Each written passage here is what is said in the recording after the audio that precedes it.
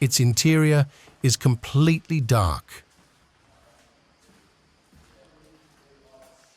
Corridors here full of darkness.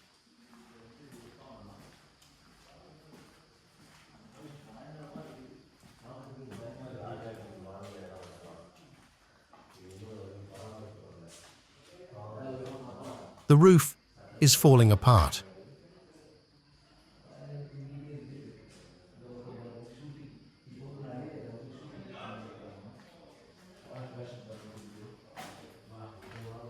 Although I was shocked at first, this is a coffin that was brought as part of the shooting of a movie. This is the dining room of the palace.